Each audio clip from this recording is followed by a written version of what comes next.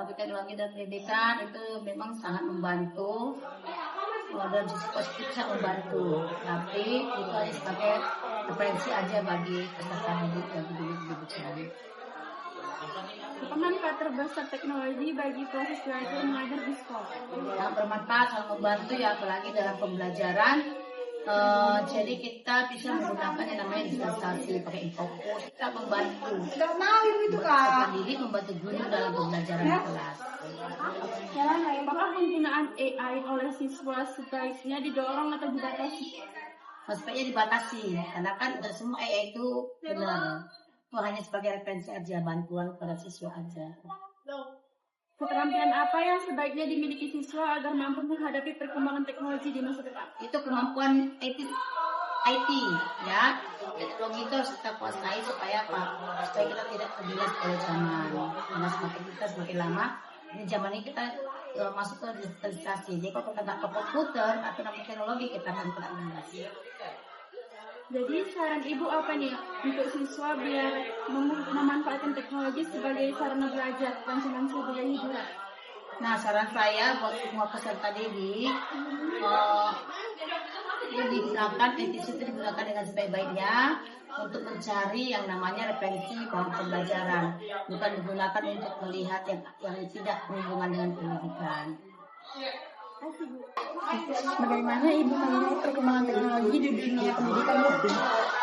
Perkembangan teknologi dunia pendidikan saat ini sangat pesat karena sesuai dengan perkembangan zaman. Apa manfaat terbesar teknologi bagi proses belajar mengajar di sekolah? Manfaat teknologi di dalam proses belajar mengajar, peserta didik dapat menambah ilmu pengetahuannya melalui media digital.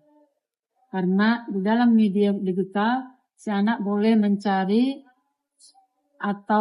solusi untuk pekerjaan-pekerjaan rumah yang dibebankan oleh guru. Apakah penggunaan AI oleh siswa sebaiknya didorong atau dibatasi?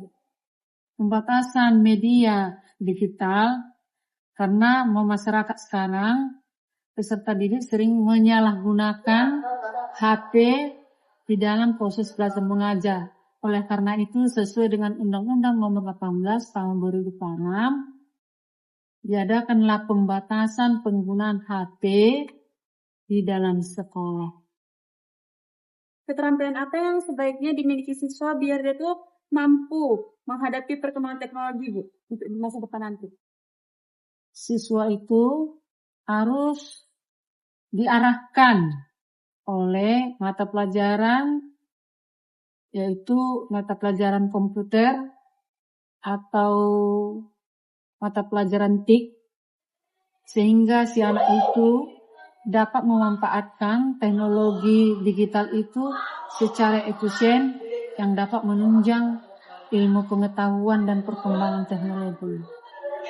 Oke, Bu. Jadi apa nih saran Ibu untuk siswa agar dia mampu memanfaatkan teknologi sebagai sarana belajar, bukan cuma hiburan?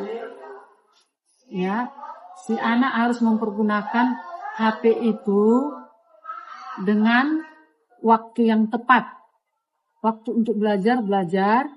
Jadi HP itu dipergunakan di luar jam pelajaran atau di rumah yang dapat menunjang mencari pekerjaan-pekerjaan rumahnya yang dibebankan oleh guru itu. Sehingga ada kontribusi antara pelajaran di rumah dengan pembelajaran di sekolah.